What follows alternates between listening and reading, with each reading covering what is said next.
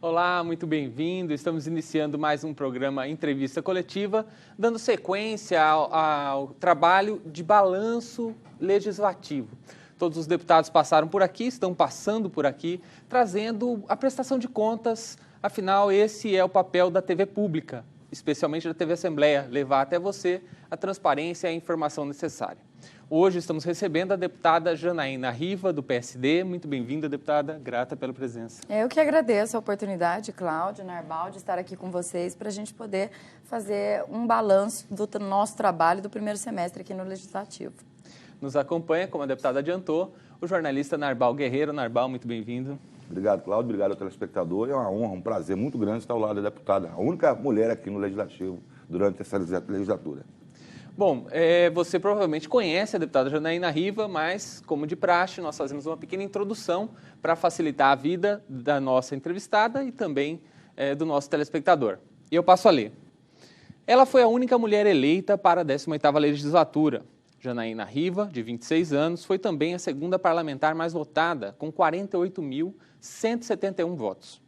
Política nata, ela começou cedo sua atuação partidária e desde adolescente participava da juventude e militâncias partidárias. Sua primeira atuação foi na Juventude 45 Graus do PSDB, idealizada por Dante Oliveira, quando ainda nem votava.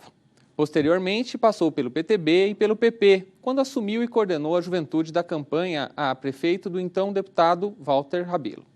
Com as experiências adquiridas, Janaína fundou e presidiu o PSD Jovem de Mato Grosso, o segundo estado a ter militância jovem do PSD no país.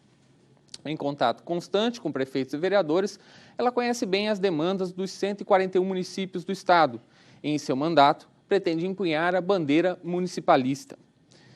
Deputada, nós passamos já o primeiro semestre, eu vi que a senhora teve uma atuação forte dentro da oposição, praticamente uma voz solitária, né? Brandindo. Como é que é esse papel de desempenhar, de ser oposição a um governo que vem com tanta força? Não é fácil, né, Cláudio? Primeiro porque você se vê muitas vezes sozinha, né, com algumas demandas que eu considero extremamente importantes, né? Eu tive aí alguns embates com essa questão, por exemplo, das consultorias contratadas pelo governo, de algumas dificuldades, porque as prioridades eu enxergava de um modo diferente do que o governo enxerga. Então, eu vejo aí que nós temos muita dificuldade ainda na saúde, na educação, e não vi ainda um projeto, um programa efetivo para fazer uma mudança no Estado que o Estado está pedindo. A questão da segurança, por exemplo, que nos dados apresentados pelo governo diminui, mas aos olhos da população nós estamos vendo que a violência só vem aumentando dentro do Estado.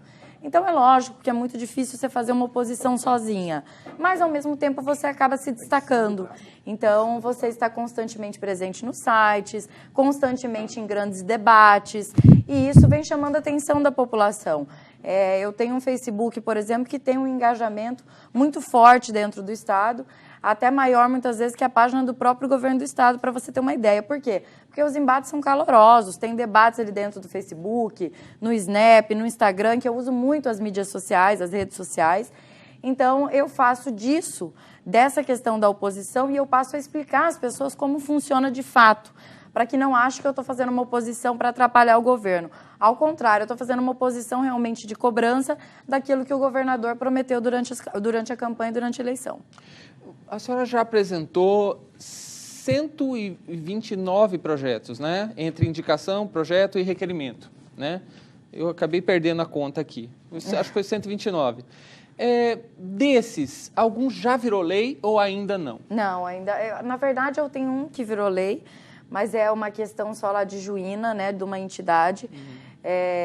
Mas nada assim ainda dos projetos, por exemplo, que eu considero extremamente importante, como, por exemplo, a questão daquele projeto do término das obras, que eu acho muito importante não poder inaugurar sem que esteja pronto para uso da população, porque é uma coisa que hoje aqui em Cuiabá a gente enfrenta extrema dificuldade com essas obras inacabadas. Parece contrassenso isso não existir na Constituição, né? É um contrassenso, né, na verdade, porque é uma coisa, né, Narbal, que assim, que a gente acha tão óbvia que deveria inaugurar só depois de pronto, mas não é o que acontece de fato. Você vê aí viadutos, obras da Copa que foram inauguradas e até hoje não terminaram.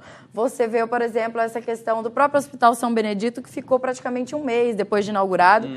E nós temos várias outras questões. Eu visitei, por exemplo, o Pomeri e lá tinha um local que é de um regime semi-aberto, na verdade, para os adolescentes, que foi inaugurado há mais de 2 meses, tem mais de 40 funcionários e ainda não está em uso por questões, assim, muito pequenas, sabe? Muito pequenas. Não é junta de dilatação, não. Né? Não é. Eu tive em Barra também, se não me engano, é um centro de convivência de idosos também, uma coisa assim, uma escola. Também, inaugurou Inaugurou até mesmo, quem me falou foi a secretária de turismo, falou, olha, tá vendo aquela obra aqui? Essa obra já está inaugurada tem não sei quanto tempo, mas até agora vai funcionar.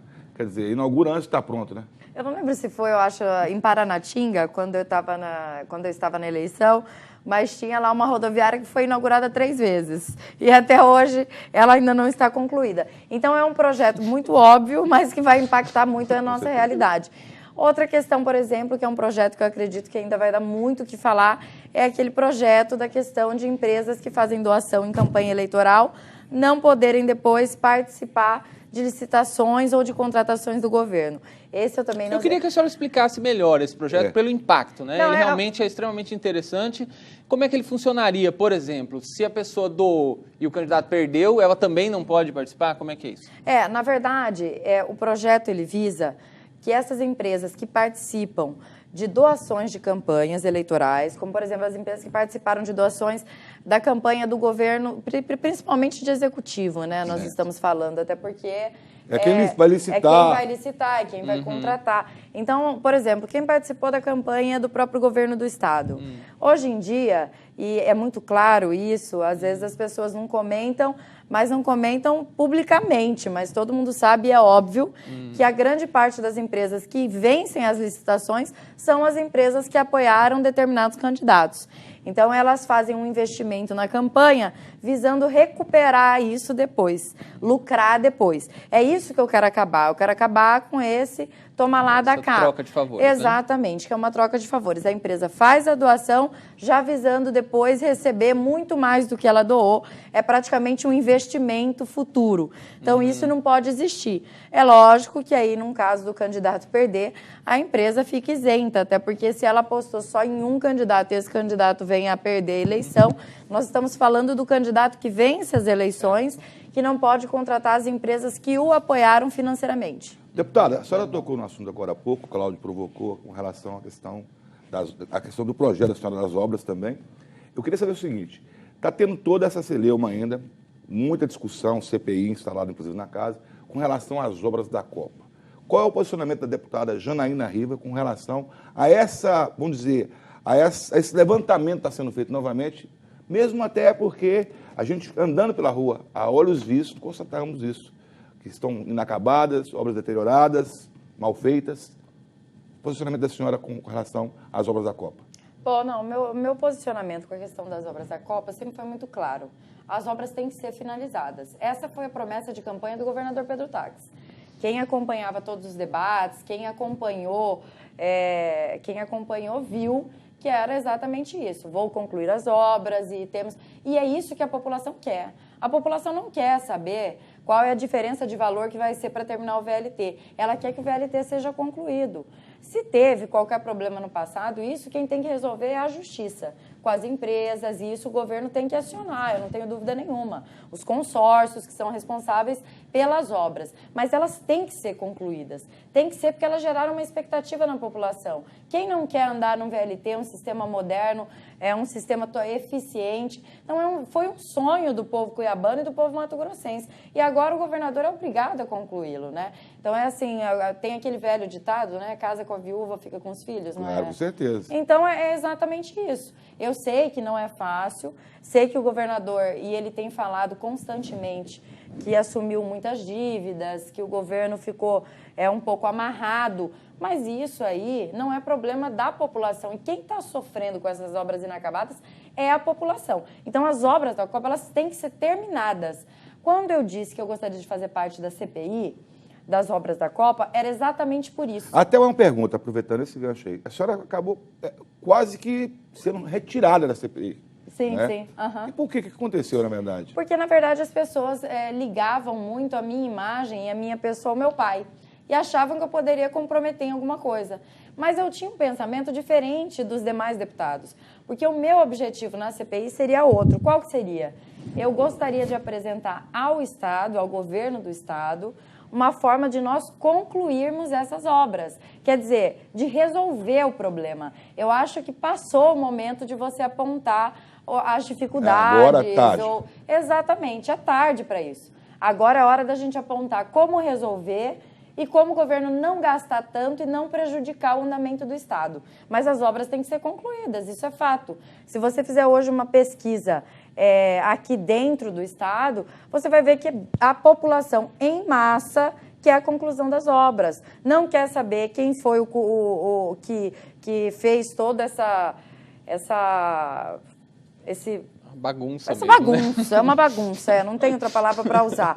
Mas essa bagunça, quem foi o responsável por esse desmando? Foi um desmando, na verdade. Não teve uma pessoa que cuidasse e tratasse dessas obras com carinho e com responsabilidade. Foi o que faltou. Mas agora a população quer concluir. Então, eu sou a favor de que se concluam as obras e que agora nós vamos arcar com prejuízo. Nós vamos fazer o quê? E acionar juridicamente os responsáveis por tudo isso. Eu poderia ter feito, acho que 3 perguntas numa só, mas eu vou evitar fazer isso, tá, Cláudia? Faz favor, Mas tá? vou aproveitar mais ainda outra colocação que a senhora fez com relação...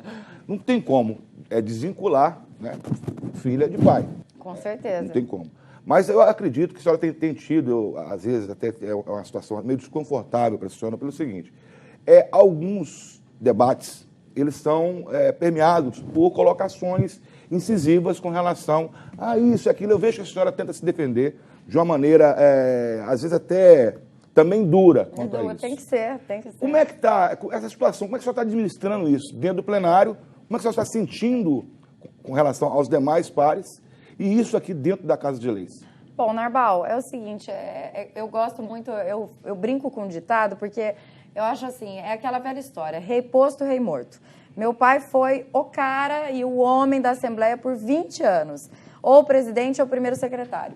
E de uma hora para outra virou uma figura ruim, indesejável por alguns deputados, que por toda uma vida votou nele para presidente ou para primeiro secretário. Eu poderia dizer, como foi colocado já aqui uma vez nessa casa, leproso? Não, exatamente, leproso. Agora que não está mais no poder, não serve mais para alguns, entendeu? Então, eu como deputada, tento desvincular aqui a minha imagem como parlamentar. A atuação da deputada. Exatamente, a atuação. Até porque eu e meu pai, nós pensamos diferente. Meu pai vai fazer 56 anos, então ele tem uma visão diferente da minha. Aliás, fez 56 anos. Eu tenho só 26. Então, eu tenho um ponto de vista um pouco mais moderno e mais atualizado da política e a gente tem muitos embates entre eu e ele. Mas também eu não posso dizer que tem muita coisa que nós somos extremamente parecidos, como essa questão da preocupação dos municípios, das minorias, da onde tem mais dificuldade para se chegar o governo do Estado, a Assembleia Legislativa. Ele sempre teve essa preocupação enquanto deputado nesses 20 anos. Tanto é que foi o mais votado. Por 4 mandatos, foi o deputado mais votado. Só não foi o mais votado no primeiro mandato dele. Depois disso, foi um deputado que na última eleição fez 94 mil votos. Então, quer dizer, tem a aprovação da população mato-grossense. Foi 2 vezes o mais votado do país proporcionalmente. Então, era um deputado extremamente atuante. E até essa dificuldade eu tenho, Cláudio, porque eu sou mãe, eu tenho 2 filhos, eu não tenho condição de fazer o que ele fazia, que era a presença na base maciça. Então, é lógico que agora tem muitos que viram as costas. Então, nos embates dentro do plenário, eu tenho tentado marcar a minha posição como parlamentar. Agora, é lógico que como filha, eu sou uma filha apaixonada. Apaixonada não, eu idolatro meu pai, sabe? Eu sou daquelas, eu sou a filha favorita, sabe? Meus irmãos ficam com ciúmes. Não tenho ciúme, mas eu sou a favorita.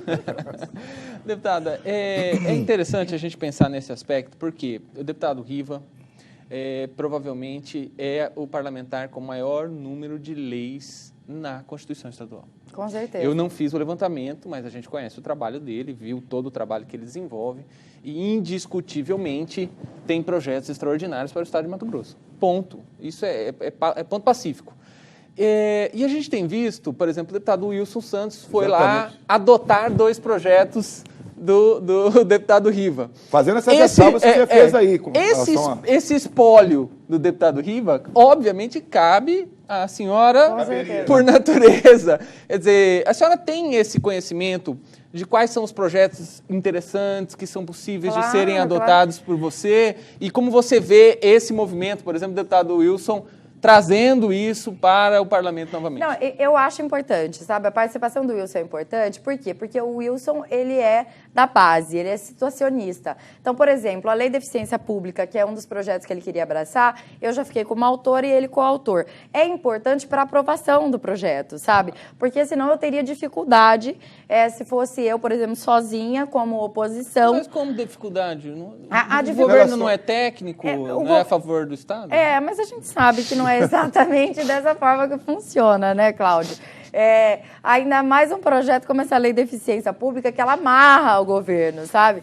Ela faz de uma forma que ditam regras de governo, regras para poder se governar o Estado. Então, aí todos os governadores que assumissem daqui por diante, teriam que seguir a Lei de Eficiência Pública. Qual que é o objetivo dela? É o enxugamento da máquina, da atividade meio, para se você conseguir atingir a atividade fim. Né? Então, por exemplo, é um enxugamento ali da SEDUC, nos servidores, nos gastos da secretaria.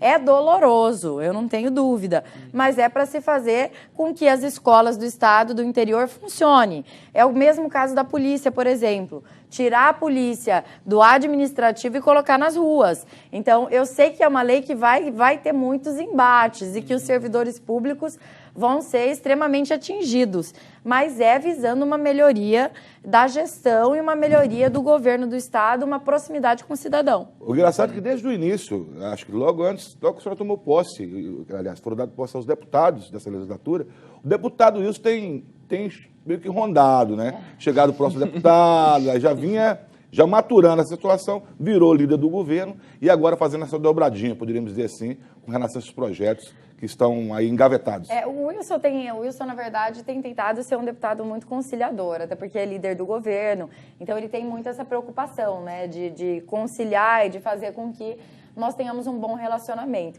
Até essa questão da LDO, eu brinquei com meu pai que ele me liga todo dia para dar boa noite, para desejar um bom sono, para eu pensar muito bem e tal.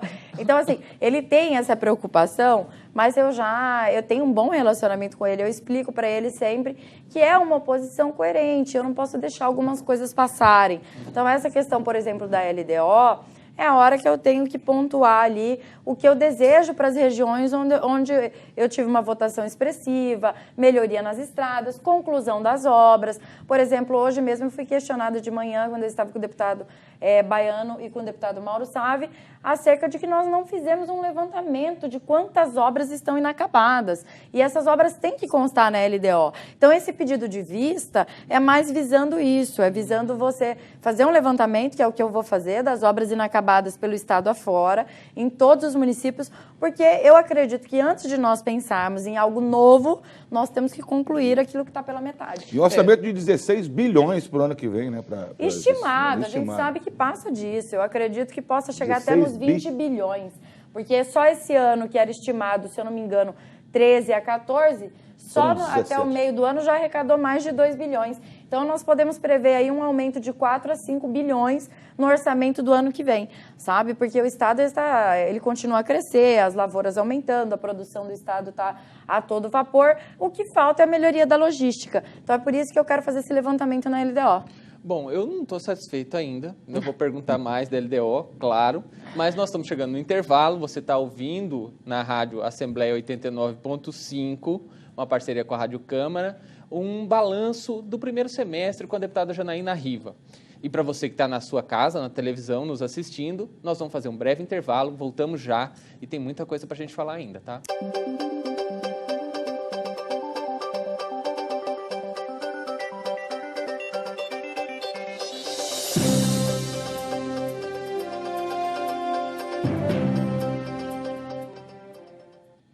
Eu disse que era rapidinho, nós estamos de volta, conversando com a deputada Janaína Riva, do PSD, sobre o primeiro semestre de trabalho, trazendo um pouquinho a prestação de contas do mandato. Você pode nos ouvir na Rádio 89.5, que é a Rádio Assembleia, uma parceria com a Rádio Câmara. Deputada, nós terminamos o bloco passado falando um pouquinho de LDO. E, assim, para esse ignorante que vos fala, me parece, assim... vou pedir vista. para que serve a vista? Em tese, para eu conhecer o projeto que está sendo apresentado. O projeto foi distribuído em maio. De lá para cá, por que o pedido de vista, se teoricamente ele foi distribuído em maio e nós tivemos aí 2, 3 meses para avaliar? Bom, houveram outros pedidos de vista, né? Então, além disso. Exatamente, além disso. E, se eu não me engano, passa de 120 emendas. Então, para você tomar conhecimento de tudo isso, para mim, por exemplo, se faz necessário, eu quero pegar o projeto na minha mão e eu quero ler ele por inteiro e ler as emendas dos meus colegas que foram colocadas ali. Porque toda vez que você pede uma vista, é visando você melhorar o projeto de lei. Eu vou dar um exemplo aqui. O deputado Zeca Viana pediu vista. E aí, em uma conversa entre nós dois, surgiu uma ideia. Tinha lá no projeto, ele tinha colocado uma emenda alterando um inciso. Um inciso, o governador pode vetar. Colocamos no caput do artigo. No caput, o governador não pode vetar. E era uma ajuda para pai.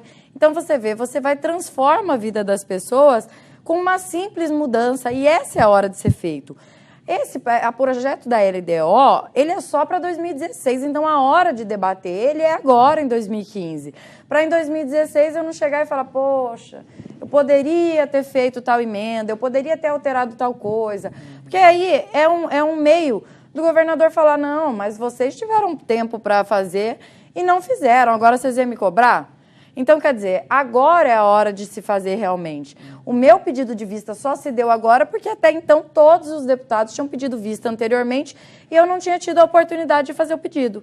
Agora foi o momento que o deputado devolveu, aí eu pude fazer o pedido de vista. E aí muita gente acha que você quer travar, que você quer enrolar, mas o próprio governador disse, não altere em nada esse mais 15 dias, mais 20 dias. Nós queremos aprovar ainda em agosto a LDO já, só que de uma forma que contemple todos os deputados. O deputado Wilson Santos disse que a LDO é águas passadas, né? Já está resolvida, já estão pensando na LOA, no PPA.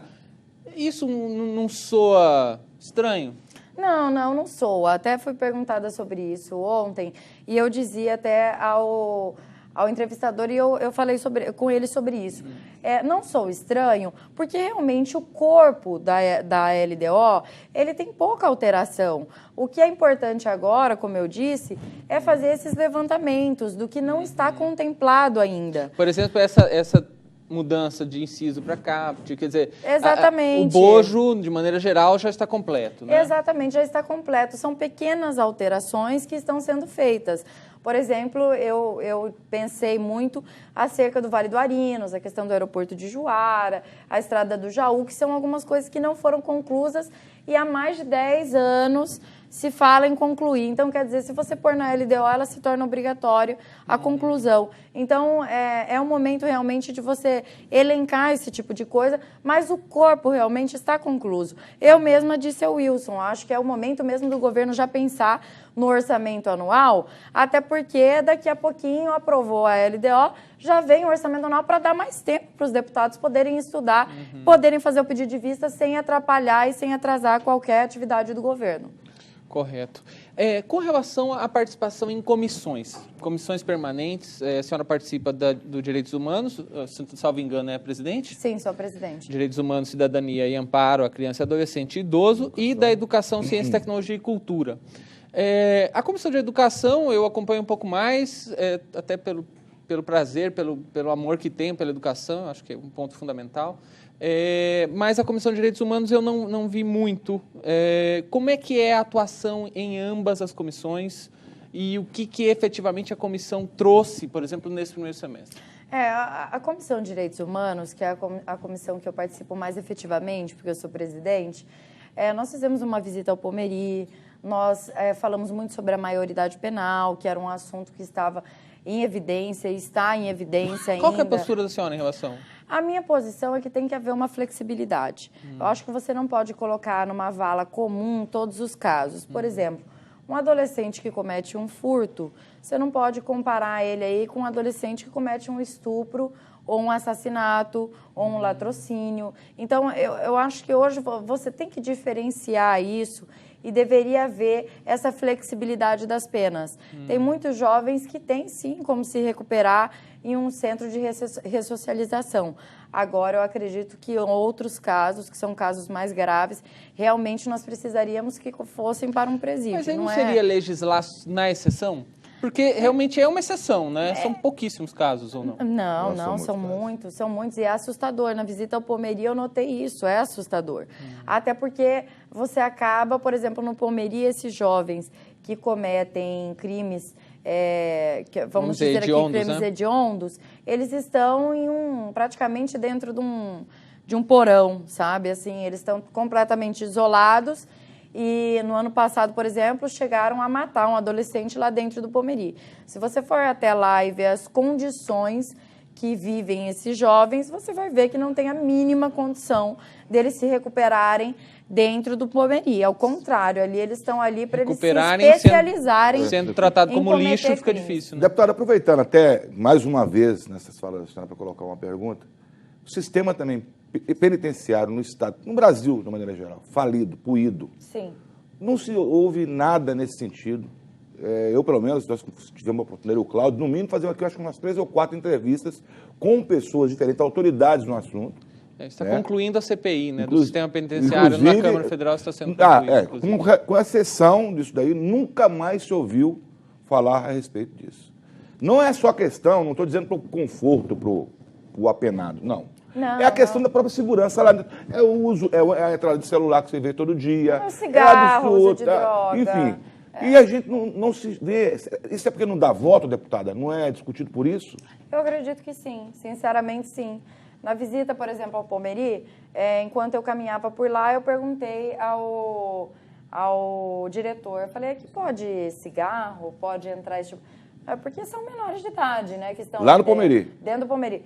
Não pode. Eu falei, poxa, mas eu vi tantos ali fumando com um cigarro na mão. Então, assim, é um descaso tão grande. Teve um deles, por exemplo, que me chamou o deputado Wilson Santos e falou, olha, a gente queria fazer tapete, a gente queria fazer chapéu, queria fazer bola, queria que tivesse algum trabalho para a gente poder ocupar um pouquinho a cabeça. Aqui só tem 1 hora de estudo e, às vezes, não tem a aula. Então, você vê que eles querem, alguns querem sair dessa condição, querem ajudar, querem trabalhar. Até porque eles sabem que se eles trabalharem 2 dias, eles têm 1 dia de remissão de pena. Então, eles querem alguma atividade para fazer e não tem essa oportunidade. Não tem uma horta, tem uma piscina linda lá dentro, mas não é usada. Só foi limpa no dia que a comissão foi visitar lá, pela informação que eu tive. O próprio juiz me disse, falou, a piscina só está limpa porque vocês estão aqui. Porque essa piscina vive suja. Quem limpam são os reeducandos. Então, eles querem trabalhar, eles querem mudar de vida, querem mudar. Produzir. Quer sair de lá fazendo alguma coisa. Se eles aprendem a fazer tapete, se eles aprendem a fazer cadeira, bola, a hora que sair de lá... Eles têm do que viver, do que ganhar dinheiro. Mas se eles continuarem lá naquela vida, a hora que sair vão roubar de novo. Vão matar novamente por dinheiro. Então, infelizmente, eu não vejo hoje dentro do sistema prisional brasileiro e em Mato Grosso também, uma saída para isso, uma alternativa. Talvez o formato também, a questão vai até do próprio Código Penal, exatamente, da LEP, da Lei de Execuções Penais, passa com por certeza. tudo isso também. Eu tive essa experiência. Meu pai ficou 4 meses no centro de custódia e eu vivi a experiência do que é você ter lá dentro uma pessoa presa e ela sentir essa necessidade de trabalhar, de fazer uma horta, atividade, né? De fazer, exatamente, de ajudar até na melhoria do próprio complexo, sabe? Porque as pessoas que estão lá são pessoas ativas, que têm toda e plena condição de trabalho. Então, imagina que legal que seria se os presídios pudessem produzir as verduras e legumes das creches, das escolas públicas. No mínimo deles mesmos. Deles, que fosse deles, exatamente, a própria alimentação deles.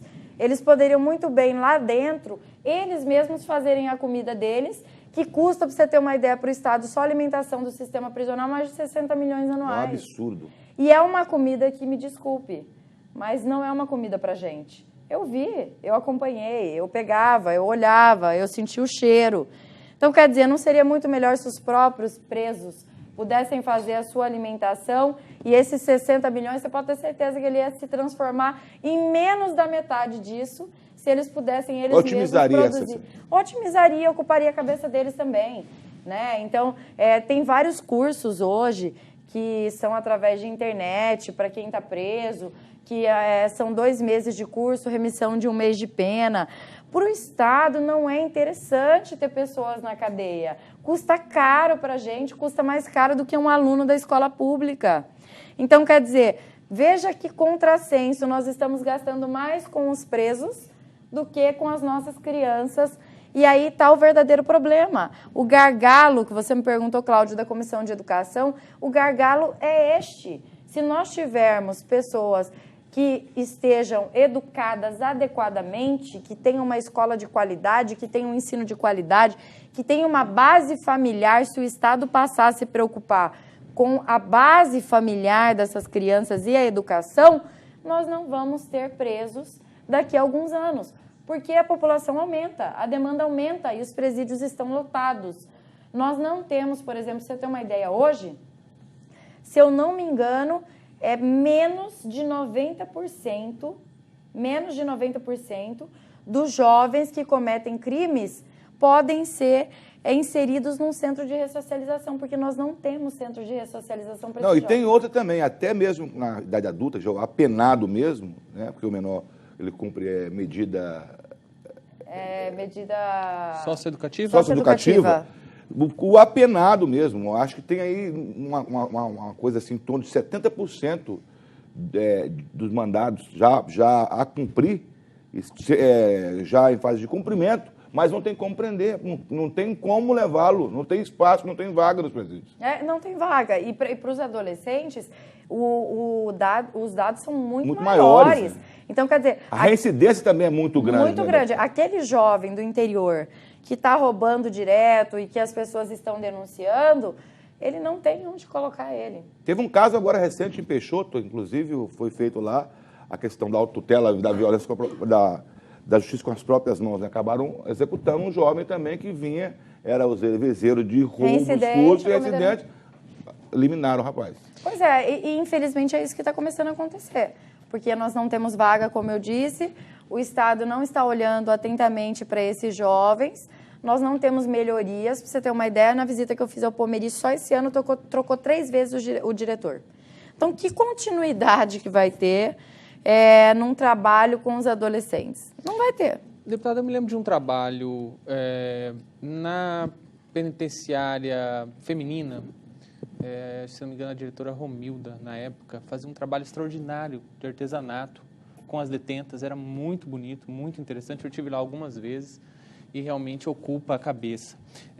Nesse sentido, a preocupação com relação à redução da maioridade penal, porque a gente vem, além de não ter vaga para quem já está hoje no sistema, nós teríamos novos egressos ao sistema com a perspectiva de recuperação mínima.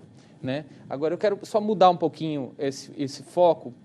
A senhora também tem um trabalho interessantíssimo, que é do ponto de vista verde, né? Então, essa preocupação com a água, a senhora apresentou um projeto de lei que torna obrigatório a instalação de sistemas de aproveitamento de água de chuva na construção de prédios públicos. E, se eu não me engano, no Senado também fizeram uma propositura semelhante para todo o Brasil, para que, antes de fornecer o habite-se, o prédio tenha que ter. E aí não é só o prédio público, no caso, se expande a obra comercial e residencial também. Essa questão com a água, a redução, campanha permanente de incentivo, e eu quero vincular isso ao sistema cicloviário, que eu acho extraordinário também. Com certeza. Trazer a pauta verde. A pauta verde, na verdade, ela é uma preocupação que vai de encontro ao que nós temos de perspectiva de futuro. Né? Então, hoje você assiste São Paulo faltando água, você assiste Rio de Janeiro com problema com água, e aí você passa a perceber que Cuiabá, quando crescer, também teremos problemas com água. Mas já estamos tendo, hein, deputada? Em vários bairros nós já temos esse problema. É com CAB. Exatamente. Não falta água, falta uma empresa de qualidade para fornecer a água. Mas essa preocupação é justamente para que no futuro, e aí quando a gente pensa que o nosso trabalho aqui dentro é justamente isso, você deve ter seus filhos, Cláudio, não sei se tem, Narbal deve ter o deles, mas eu tenho 2. a Sofia e o José. E eu imagino que quando Sofia estiver já adulta, ela vai estar passando por isso. Falta de água, problema com energia elétrica. Por quê? Aumenta a população de uma forma descontrolada e o governo não consegue atender nem a população que já existe hoje.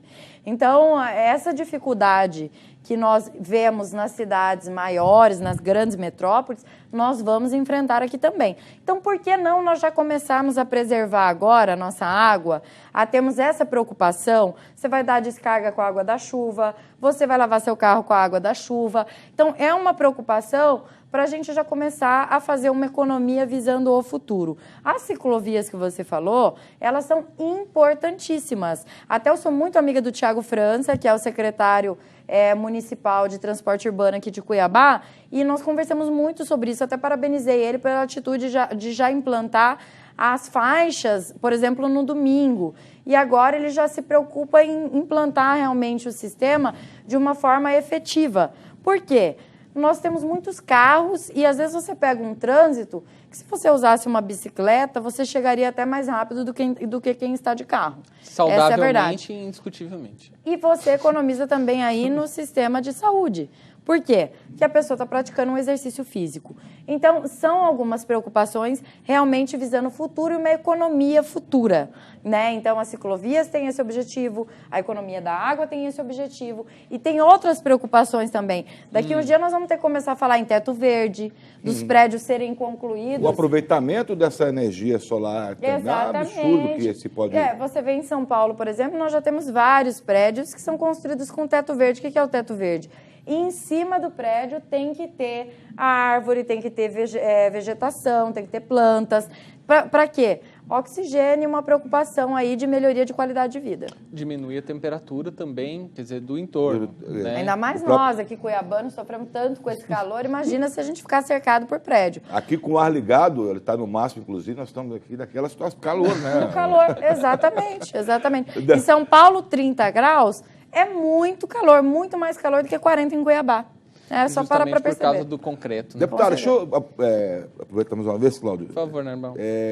A agenda da senhora para esse segundo semestre. As audiências públicas, o trabalho relacionado a outras áreas, como, por exemplo, o turismo, que está aí.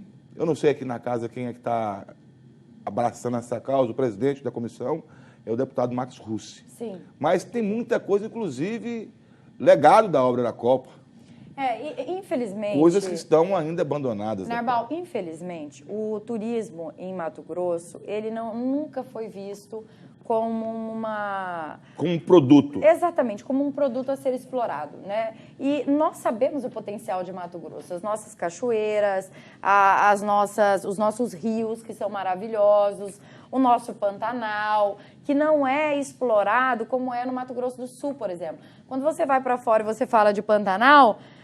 de Campo Grande, Mato Grosso do Sul. Exatamente. Então você exclui Mato Grosso, Cuiabá. E aí nós aqui, chupa essa manga, né? Chupa essa manga, exatamente. Por quê? Porque eles tiveram um entendimento de que o turismo ele é altamente lucrativo e ele traz dinheiro para dentro do estado.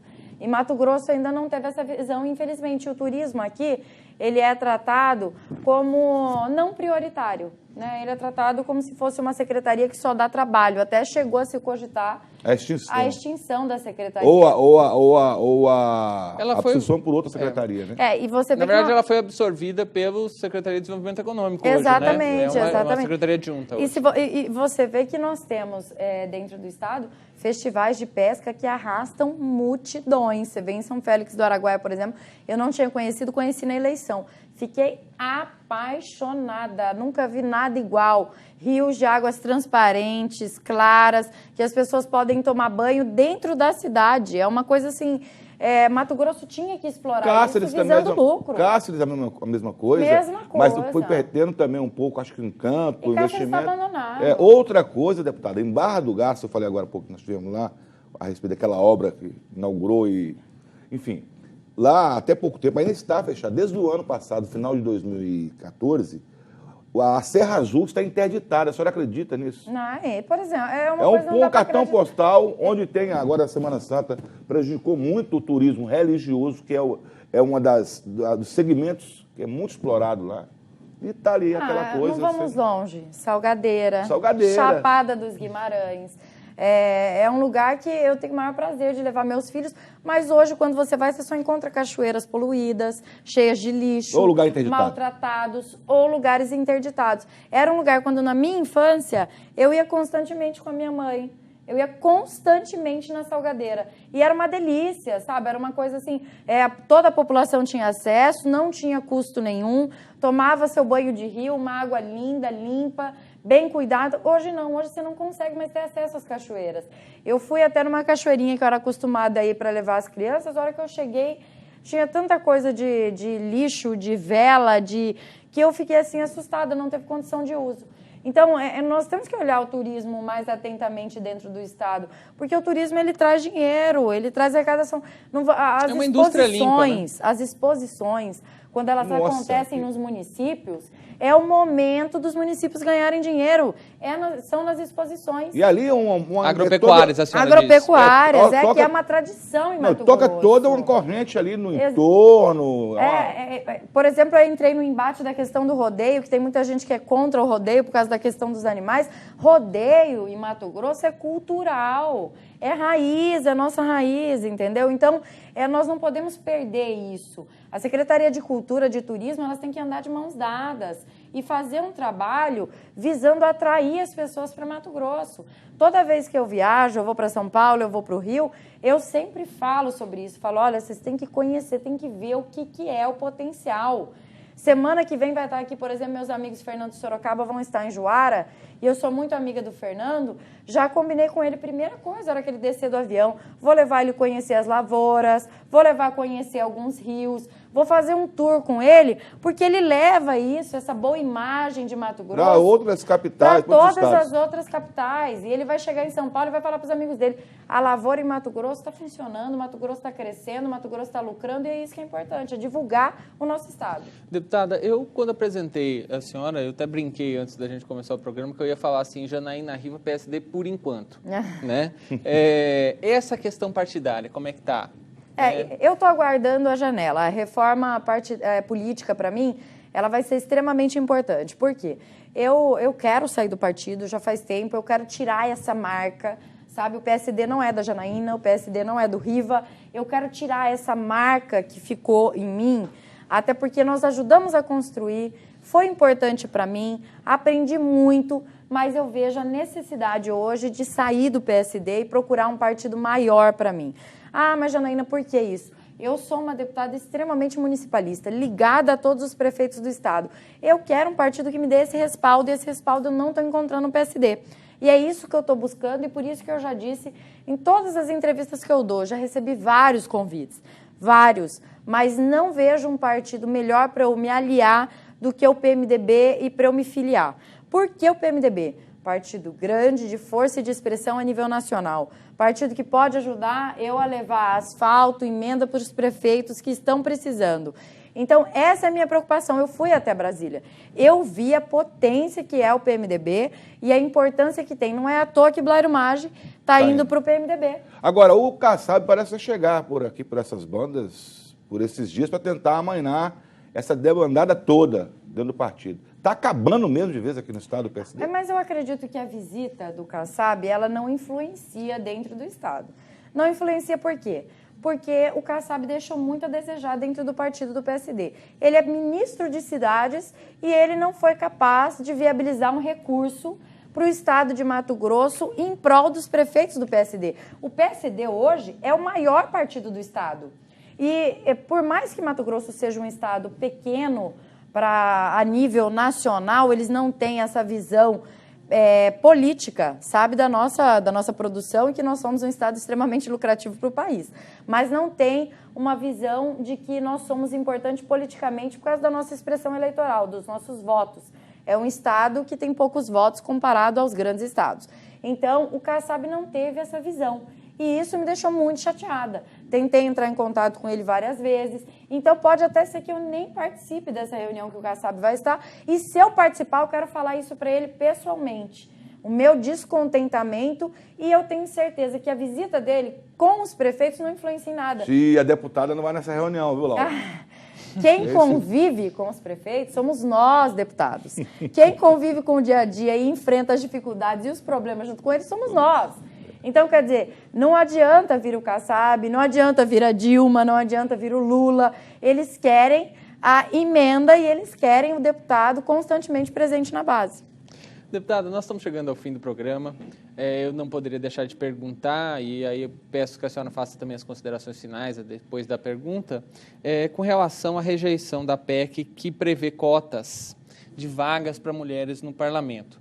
Era uma PEC até extremamente conservadora, porque previa o mesmo número de vagas que já existe, no Parlamento Federal, eram 9%, e já existe 9%, e ainda assim foi rejeitada por uma margem pequena. Como é que a senhora vê essa questão da participação feminina, da mulher dentro do parlamento, a importância dessa outra visão, uma outra maneira de olhar? Qual é o meu pensamento, Cláudia, acerca disso? Muitas vezes as pessoas veem as cotas como algo negativo. Eu acredito que as cotas são importantes para impulsionar, para se fazer funcionar. Eu acho vergonhoso Mato Grosso só ter uma mulher como deputada. Vergonhoso. Nós temos 23 homens e uma mulher só. Nós, mulheres, somos extremamente capazes, comprovadamente menos corruptíveis, menos corruptíveis. Isso já saiu, inclusive, na Veja, foi matéria de capa da Veja. Nós, mulheres, nós somos mais corretas nas nossas decisões e mais firmes naquilo que nós acreditamos. Haja vista as operações como Lava Jato, que tem um monte de ministros, então não tem ninguém envolvido. Exatamente, ninguém, não tem quase, nenhuma mulher. Quase nenhuma mulher. Então, se você vê, é exatamente isso. Por quê? É uma questão realmente cultural das mulheres. Então, eu sempre fui a favor das cotas e eu fiquei chateada dela não ter passado. Porque eu gostaria aqui de que tivessem mais mulheres. Sabe por quê? A preocupação da mulher é completamente diferente. Quando a gente tem filho, você se preocupa muito mais com a segurança, com a educação, você se preocupa muito mais com esse lado familiar, que eu acredito que é o que está faltando dentro do Estado. Então, eu queria ter mais companheiras aqui dentro e colegas mulheres. Eu me sinto muitas vezes só aqui em algumas demandas, que as mulheres poderiam estar participando. Então, as cotas seriam uma forma de impulsionar, como as cotas impulsionaram os negros dentro das faculdades, como impulsionam a participação de pessoas que não tiveram a mesma condição oportunidade, e oportunidade, por exemplo, que os negros não tiveram em comparação aos brancos, foram escravizados, têm uma história cultural, e as mulheres também.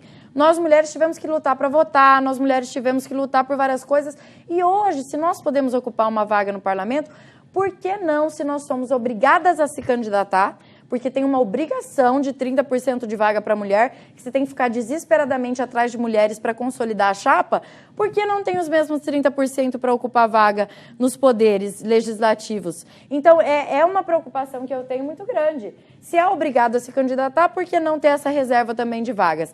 É isso que eu penso. E foi isso que eu disse para as pessoas. Então, acaba com esses 30%. É contrassensual até, se for analisar, é um contrassenso. Então, acaba com os 30%. Porque esses 30% que assegura, na verdade, ele não está assegurando, ele está obrigando. Porque não tem 30% de mulheres que querem sair candidatas. E, vamos dizer assim, algo que a gente não falou, que a senhora acha necessário trazer, fazendo as considerações finais. Eu acho muito importante, Cláudia, eu tenho falado muito e trabalhado muito em cima disso, sobre a questão do preconceito com relação às mulheres. É importante porque quando você fala da cota, aí nós entramos num âmbito muito grande do preconceito, a questão de, por exemplo, e eu enfrento muito isso aqui no Legislativo, não pelos meus colegas, que são muito respeitadores, mas eu vejo muito isso nos comentários, porque muitas vezes a pessoa é contra um posicionamento, porque é mulher, porque a loira é burra, porque é bonitinha, só tem uma cara bonitinha, ela te avalia por você ser mulher, por ser bonita. Pelo estereótipo. Exatamente, pelo estereótipo. Então, é uma preocupação que eu tenho. Eu acho que as mulheres têm que começar a se valorizar mais, a se impor mais, e é isso que eu tenho feito. Eu, dentro da minha casa, eu me imponho, sabe? Sempre me impus. Tanto é que foi escolhida pelo meu pai para ser a candidata. Eu tenho um irmão que é homem, que é mais velho do que eu, pelos meus posicionamentos, pela minha firmeza naquilo que eu acredito. Então, nós temos que carregar isso, Narbal, e fazer disso uma bandeira. É uma preocupação que eu tenho muito grande. Não que a mulher tenha que votar na Janaína, mas que ela tenha que encontrar alguma e vê em uma mulher que pode ser um dia uma filha dela, pode ser um dia a sua filha ali, que seu marido trata o seu filho muito melhor. Por que que o menino, quando nasce, brinca de carrinho? Quer dizer, ele vai ter um carro, ele vai se divertir, a menina brinca de boneca, já tem que criar uma criança. Quando é que, entendeu? Então, por que que nós, mulheres, temos que brincar no fogão? Por que que a gente não pode também brincar, pensar em um dia ser governadora, pensar em um dia ser deputada, pensar em um dia ocupar um cargo público e impor respeito aqui dentro? Então, isso é uma preocupação que eu tenho. Eu tenho uma filha que é a Sofia e tenho um filho que é José. E eu já vi que quem vai mandar na casa é a Sofia. Falei, olha, pai, a história se repete. O raio cai 2 vezes no mesmo lugar. Qual a idade deles, deputado? A Sofia tem 6 anos e o José tem 1 ano e 8 meses. Mas a Sofia é de uma personalidade tão forte, ela é praticamente igual eu. Eu moro numa casa, assim, minha casa é ligada à casa do meu pai. Esses dias a Sofia decidiu que ela ia se mudar, pegou as coisas delas e disse que ia se mudar para a casa do avô. Né, que ela não queria mais a mãe dela, que a mãe dela era muito chata, muito brava. Então, eu tento fazer disso uma bandeira. Eu quero ver um dia as mulheres se impondo e levando adiante tudo aquilo que a gente acredita.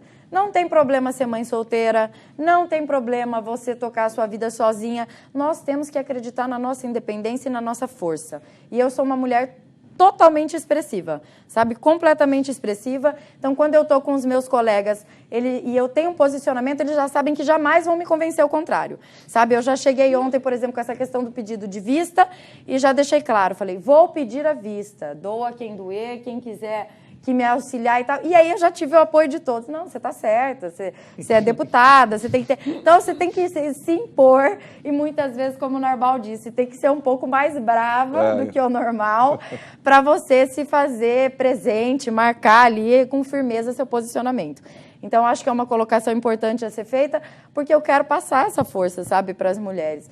Não é porque você sai, não é porque você vive a sua vida que você não pode, você cria seus filhos, que você não pode ocupar um cargo importante, você não pode executar. Eu sou, por exemplo, uma das 3 que mais produzem dentro do Legislativo. Teve um levantamento de um dos sites mais populares do nosso estado e eu fiquei entre os 3 que mais produzem. Então, quer dizer, tenho filho, saio, trabalho, viajo e consigo produzir. Então, se eu sou capaz, as outras também são. Grato, deputada. Grato pela presença. Grato, Narbal. Obrigado, Cláudia. A gente está vendo aí que a deputada realmente está fazendo jus a... Pegar o sobrenome também, né, deputada? Não, Narbal, é o sobrenome também, meu pai também é muito bravo, né, então, para eu lidar com ele, eu tenho que ser mais brava do que ele, às vezes, sabe, eu brinco com ele que ele só escuta quando vai no grito, mas eu quero agradecer vocês pela oportunidade, Narbal, Cláudio, parabenizar todos vocês da TV Assembleia, todo o pessoal que está aqui junto com a gente, o Jorge, toda a equipe em nome dele, porque vocês vêm fazendo um trabalho extremamente importante, levando o trabalho da Assembleia para dentro da casa do cidadão, e eu faço votos de que a TV Assembleia se expanda, a rádio se consiga expandir ainda mais o seu trabalho e levar à população esse trabalho sério que a gente faz aqui dentro, que consegue mudar a realidade dos cidadãos mato-grossenses. Muito obrigada. Eu que agradeço. A TV Assembleia é uma TV pública sem fins lucrativos. O que a gente faz aqui é isso, levar a informação, a transparência do Poder Legislativo até a sua casa, as decisões que mudam e impactam o seu cotidiano. Você pode ver esse programa, se você pegou pela metade, você pode ver esse programa às 7 da manhã, às 13 horas e às 21 horas na sua TV Assembleia e também ouvir na Rádio Assembleia, que é a 89.5, uma parceria com a Rádio Câmara. Fiquem com Deus e até uma próxima oportunidade.